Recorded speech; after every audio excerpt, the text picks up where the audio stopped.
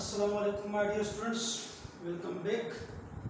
आज हम first year की बायोलॉजी का जो चैप्टर नंबर फर्स्ट है उसको हम स्टार्ट करेंगे इंशाल्लाह। हम आज से स्टार्ट से हम इसी चैप्टर को हम स्टार्ट करेंगे, चैप्टर नंबर फर्स्ट को, and then so on chapter number 2, 3 and so on. इससे पहले भी हमने बहुत सारे लेक्चर दिए थे, कई चैप्टर्स को हमने एक्सप्लेन किया था, और वो कोविड-19 की वजह से हमने बच्चों की ज़रूरत को देखते हुए हमने कुछ इम्पॉर्टेंट चैप्टर्स और कुछ इम्पॉर्टेंट टॉपिक्स किए थे। लेकिन आज हम इंशाल्लाह हम स्टार्ट से एक सीक्वेंस से हम शुरू कर रहे हैं, और वो है chapter number first, that is the cell structure and the function. So first of all introduction.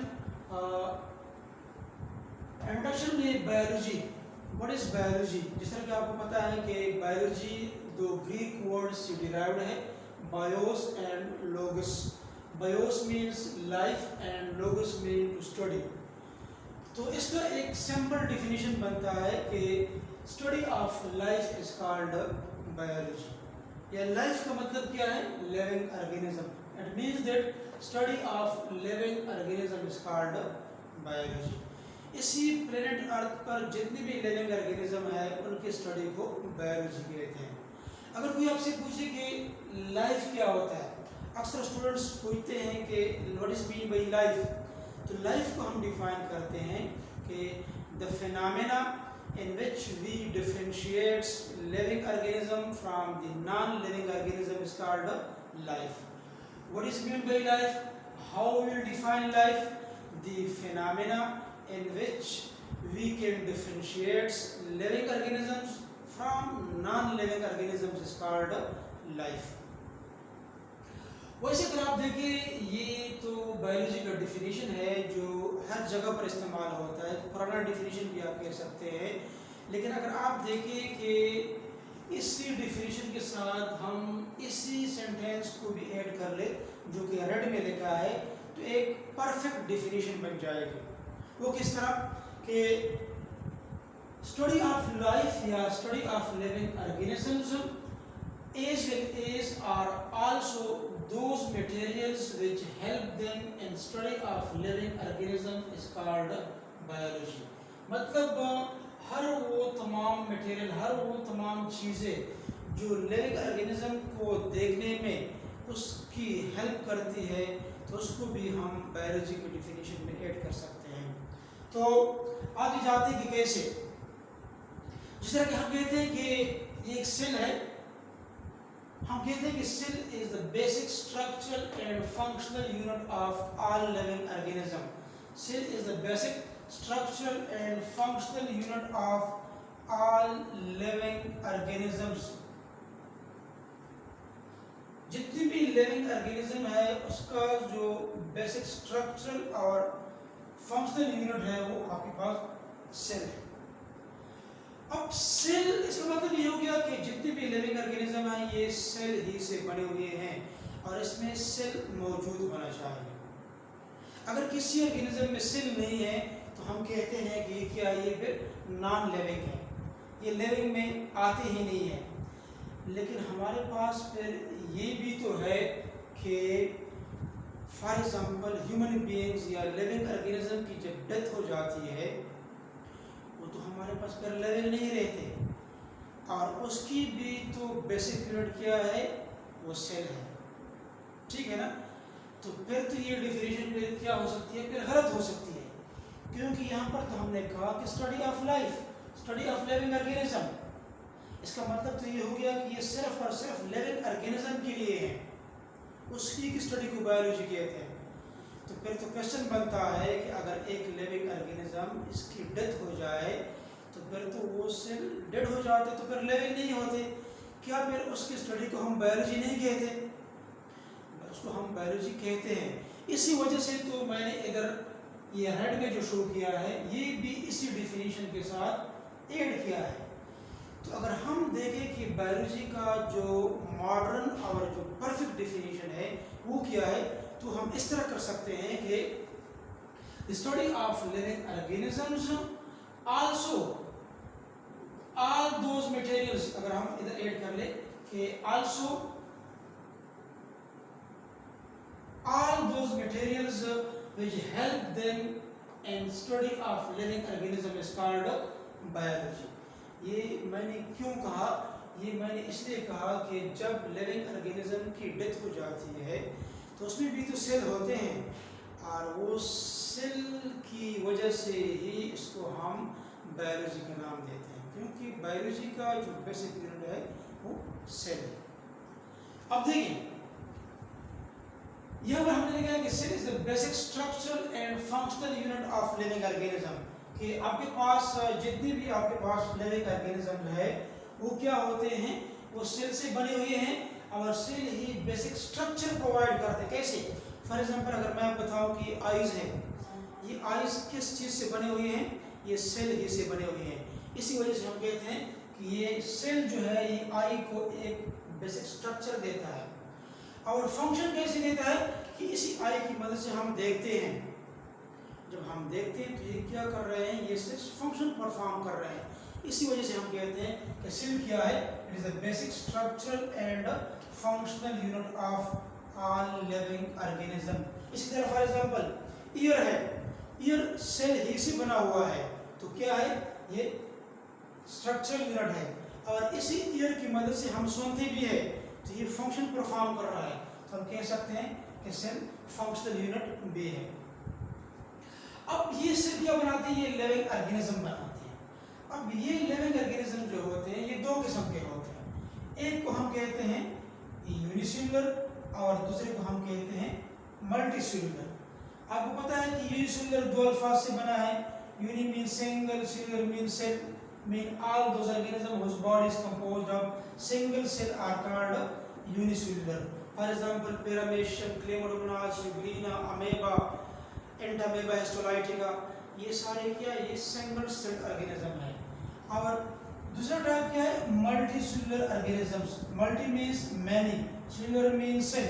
All those organisms whose body is composed of many cells or more than one cell are called multicellular. For example, human beings, frogs, all green plants, animals, ये सारे क्या है, multicellular.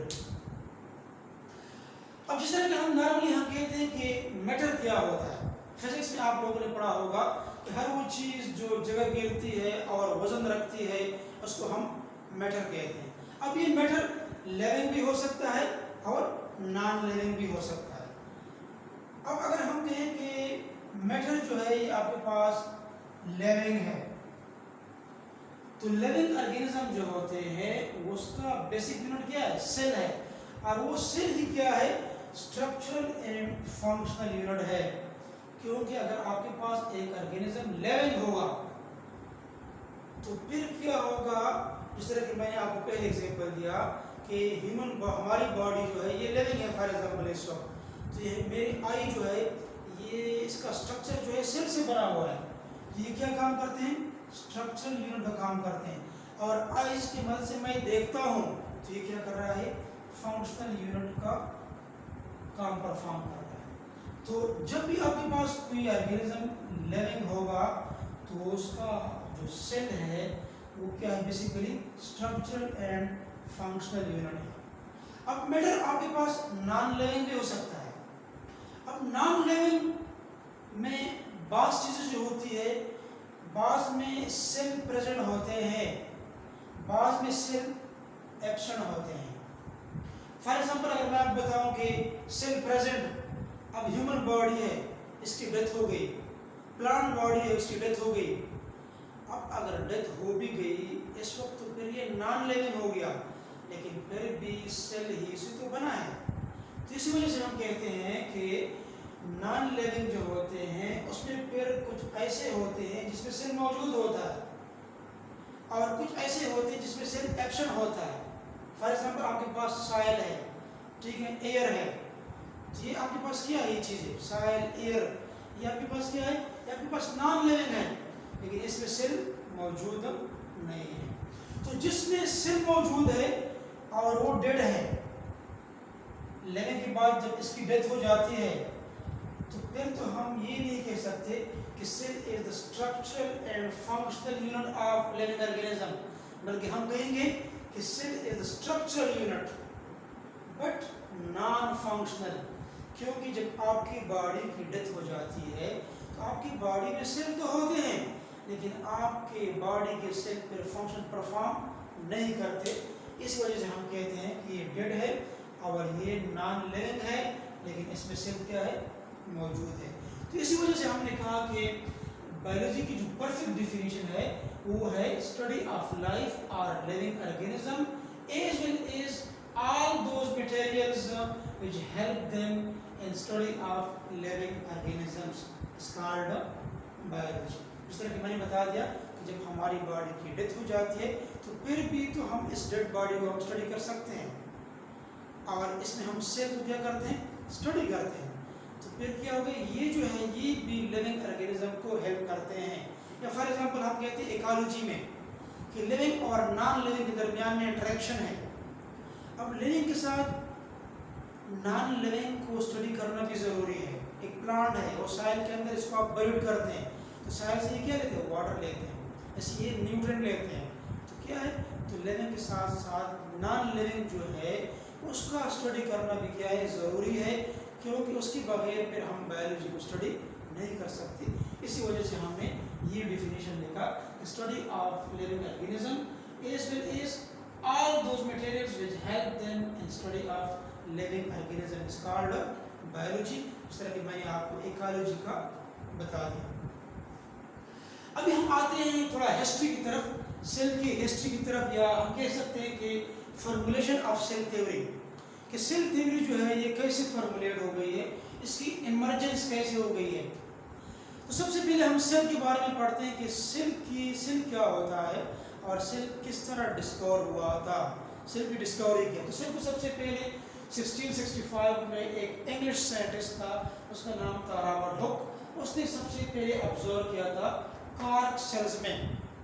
अब cork cell क्या होता है, इधर लिखा है कि cork cell basically the outermost dead layer of woody plants.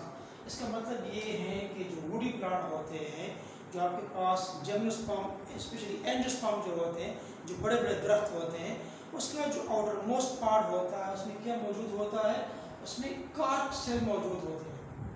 अब जो आपके पास एनुअल प्लांट है उसमें क्या होता है, जो आपके पास हर्बेशियस प्लांट्स है उसमें आपके पास कार्क नहीं होता, उसमें कार्क सेल नहीं होते, बल्कि कार्क जो होता है ये कौन से प्लांट में होते हैं, वुडी प्लांट में होते हैं, और बेसिकली क्या होता है, डेड लेयर होता है।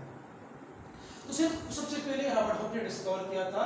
अब ये कार्क सेल जो थे उसने माइक्रोस्कोप की मदद से उसने इसी कार्क सेल्स को कंपाउंड माइक्रोस्कोप की मदद से क्या किए थे, डिस्कवर किए थे, जिसका जो मैग्नीफिकेशन पावर था वो 30x था।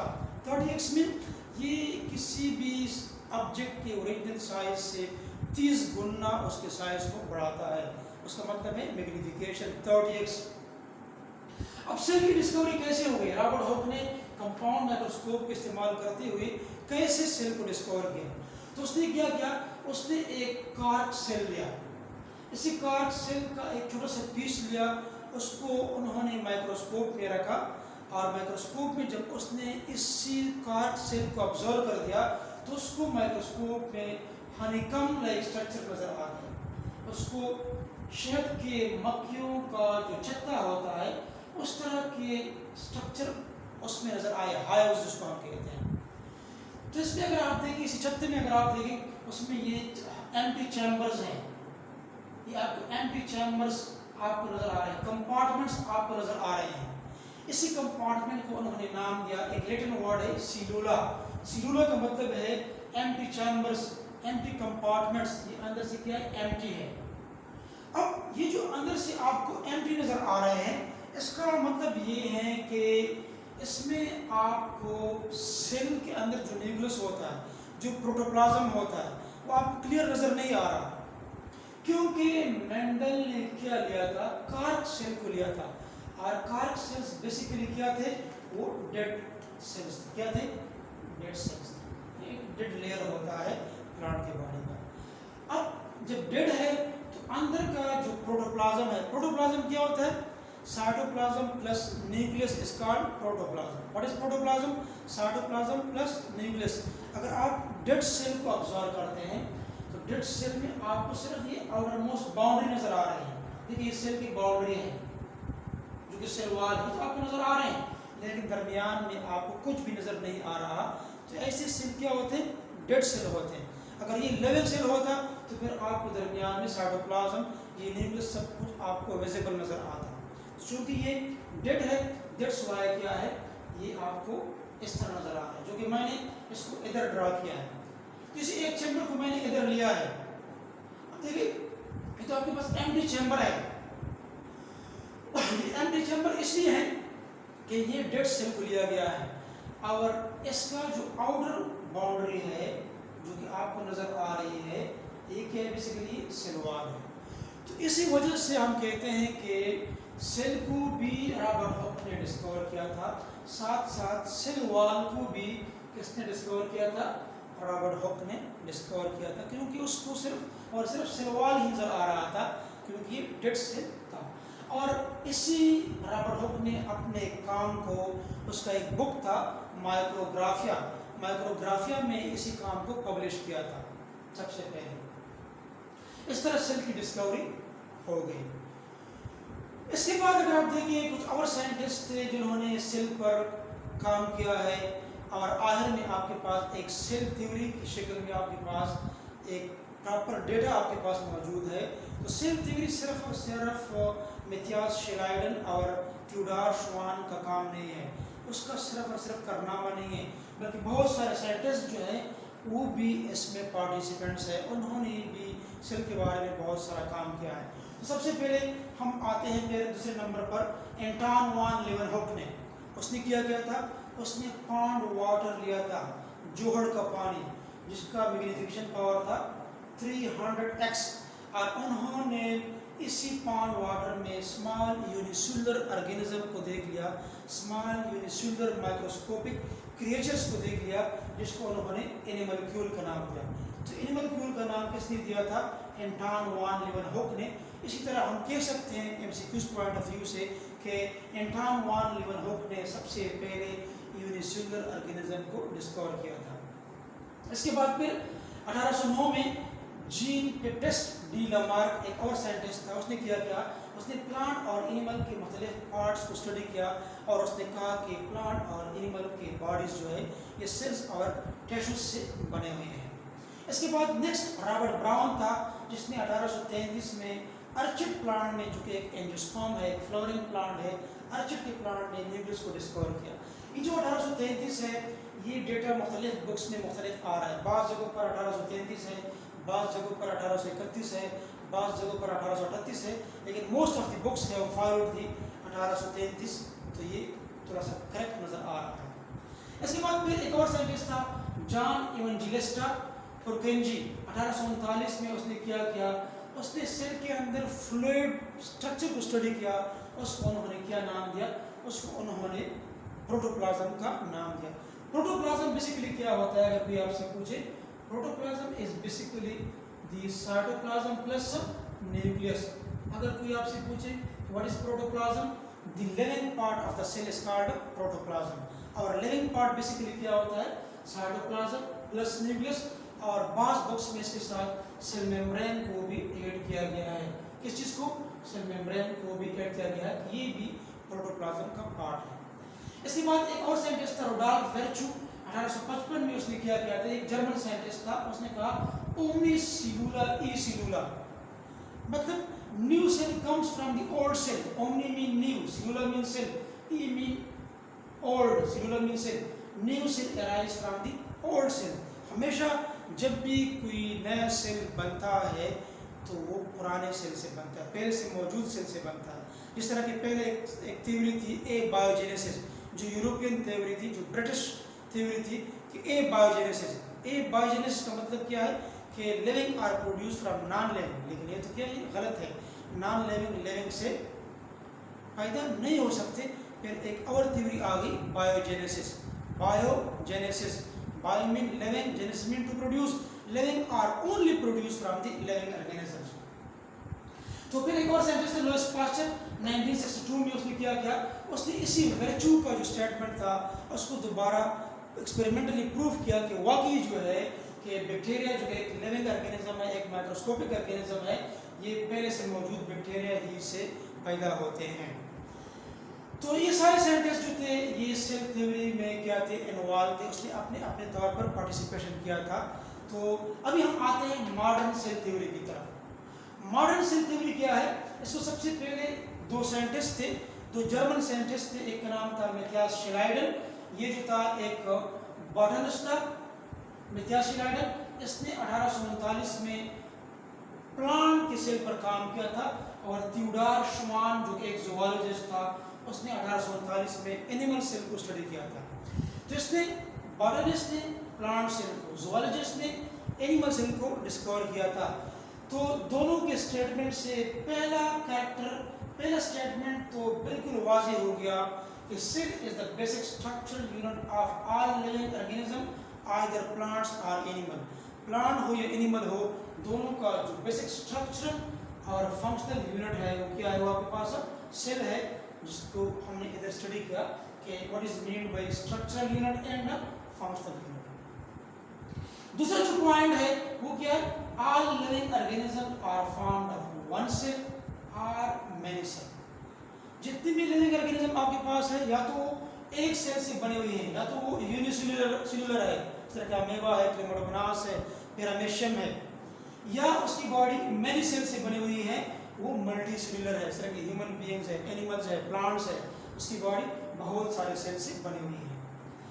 तीसरा जो पॉइंट है बेसिकली, अगर हम इसको थोड़ा सा चेंज कर ले, हम तीसरा जो पॉइंट फॉर एग्जांपल इसको हम तीसरा नंबर दे दे और इसको हम चौथा नंबर दे दे, क्योंकि आपके पास जो सेल थ्योरी है उसमें आप लोगों ने लोअर क्लासेस में ये 3 पॉइंट्स पढ़े होंगे। उसमें पहला पॉइंट क्या था, cell is the basic structural and functional unit of all living organism. दूसरा पॉइंट क्या था, all living organism are found of one cell और मेनी सेल। और जो तीसरा पॉइंट था वो क्या था, new cell arise from the pre existing cell by cell division. जब भी आपके पास नए सेल बनते हैं तो हमेशा किस तरह बनते हैं कि पहले से मौजूद सेल जो होते हैं वो डिवाइड होते हैं, सेल डिवीजन इसमें होती है। फॉर एग्जांपल अगर मैं बताऊं कि एक एनिमल, एक ऑर्गेनिज्म है, एक एनिमल है, तो उसकी बॉडी एक सिंगल सेल ज़ाइगोट से, इसमें इस ज़ाइगोट से ही पूरी बॉडी डेवलप हो जाती है। ज़ाइगोट में बेसिकली क्या होता है, माइटोसिस होता है, सेल डिवीजन का प्रोसेस होता है। उसमें क्या होता है कि एक सेल जो होता है 2 में डिवाइड होता है, फिर ये 2 फिर 4 में डिवाइड होते हैं, 4 फिर 8 में, 8 16 में, 16 32 32 64 एंड सो ऑन। एक सेल से बहुत सारे सेल आपके पास बन जाते हैं। तो पहले से कोई मौजूद सेल होगा आपके पास, कोई प्री एग्जिस्टिंग सेल आपके पास होगा, और फिर वो प्री एग्जिस्टिंग सेल जो है वो क्या होगा, वो डिवाइड होगा, और आपके पास नए सेल जो होंगे वो क्या होंगे, अराइज होंगे। बगैर किसी मौजूदगी के, नए सेल की मौजूदगी के आपके पास नए सेल नहीं आ सकते। लेकिन जो मॉडर्न सेल थ्योरी है उसमें क्या है, उसमें ये 2 पॉइंट जो है ऐड किए गए हैं। वो 2 पॉइंट, इसको मैंने 4 नंबर दे दिया। ये चौथा पॉइंट जो है एक 5वां पॉइंट है। ये 2 पॉइंट जो है ये क्या है, ये फिर मॉडर्न सेल थ्योरी में शामिल है, क्योंकि आपने क्लास 9 में लोअर क्लास में सिर्फ 3 पॉइंट्स पढ़े थे, फर्स्ट, सेकंड एंड थर्ड। अभी हम फोर्थ की तरफ आते हैं। फोर्थ पॉइंट क्या है, cell contain hereditary material, chromosome, DNA which transmit characters from parents to offspring। Cell के अंदर ये क्रोमोसोम ही होते हैं, डीएनए ही होते हैं, जो खसूसियात को वालिदैन से बच्चों में क्या करते हैं, मुंतकिल करते हैं। इसी वजह से तो बच्चे जो होते हैं वो अपने वालिदैन की तरह मुशाबहत शो करते हैं। They are not exactly similar to their parents. वो इसलिए कि उसमें मियासिस के दौरान क्रॉसिंग ओवर होता है। क्रॉसिंग ओवर किधर होता है, वो मियाटिक फर्स्ट डिवीजन में होता है। मियाटिक फर्स्ट डिवीजन में किधर होता है, प्रोफेज फर्स्ट में होता है। प्रोफेज फर्स्ट में किधर होता है, पेकाइटिन स्टेज में होता है। उधर क्रॉसिंग ओवर होता है। क्रॉसिंग ओवर के नतीजे में exchange of segments of homologous chromosome हो जाते हैं, जिसके नतीजे में जीन्स एक्सचेंज हो जाते हैं और कैरेक्टर में चेंजेस आते हैं। इसी वजह से जब हम किसी को देखते हैं तो हम कहते हैं कि आप फलाना के बेटे तो नहीं हैं, आप फलाने के भाई तो नहीं हैं, इसलिए वो कुछ करेक्टर में अपने वालिदैन या अपने भाइयों के साथ मुशाबिहत शो करता है, बट नॉट एग्जैक्टली सिमिलर। वो जो थोड़ा बहुत डिफरेंसेस है, this is because of the crossing over. अब फिफ्थ पॉइंट क्या है? All metabolic processes takes place within the cell. Cell के अंदर मेटाबॉलिक प्रोसेसेस होते हैं। इस तरह के मैं बताऊं कि मेटाबॉलिक या मेटाबॉलिज्म क्या होता है। मेटाबॉलिज्म हम कहते हैं कि anabolism plus catabolism is called metabolism. Anabolism plus catabolism. अब एनाबॉलिज्म क्या होता है? Constructive process. इस तरह की फोटोसिंथेसिस प्रोसेस है, उसमें ग्लूकोज की फॉर्मेशन होती है, तो ये क्या है? कंस्ट्रक्टिव प्रोसेस है, एनाबॉलिज्म है। कैटाबॉलिज्म ये डिस्ट्रक्टिव प्रोसेस है, जिस तरह कि हम कहते हैं कि रेस्पिरेशन। अब रेस्पिरेशन में ग्लूकोज की तोड़ फोड़ होती है, तो क्या है? वो आपके पास कैटाबॉलिज्म है। तो anabolism plus catabolism is combined called metabolism. या मेटाबॉलिज्म को हम इस तरह भी डिफाइन कर सकते हैं कि all those chemical reactions taking place in the bodies of living organism is called metabolism। तो ये क्या है? आपके पास मॉडर्न सेल थ्योरी है, इसकी ये 5 पॉइंट जो है हमने डिस्कस किए। उम्मीद है आपको समझ आया होगा। तो आपसे एक रिक्वेस्ट है कि आप प्लीज़ हमें लाइक ज़रूर दीजिए, हम पर पॉजिटिव कमेंट्स करें ताकि हम एनर्जाइज्ड होते जाए। जब आप पॉजिटिव कमेंट्स करेंगे तो हम क्या होंगे? हम एनर्जाइज्ड होंगे। हम आपके लिए और भी बहुत सारे लेक्चर जो है, वीडियो के लेक्चर आपके सामने लाएंगे। इंशाल्लाह आप इससे लुत्फ़अंदोज़ भी होंगे, आपको काफ़ी फ़ायदा होगा। और इंशाल्लाह आप ईटा में, एनएमडीकेट में जितनी भी ये एग्ज़ाम्स है उसमें आप प्रिपेयर होंगे, तो आप आसानी से इसको पिक कर सकते हैं, इससे एमसीक्यूज़ को। एमसीक्यूज़ बेसिकली क्या होते हैं? एमसीक्यूज़ बेसिकली क्या होते हैं? कॉन्सेप्ट होता है। आपका टॉपिक पर कॉन्सेप्ट क्लियर हो गया तो बेसिकली आप एमसीक्यूज़ आसानी से कर सकते हैं। और आखिर में मैं सिर्फ इतना कहूँगा कि आप जब भी दुआ करते हैं तो हमें अपनी दुआओं में ज़रूर याद रखिए। अल्लाह हाफ़िज़।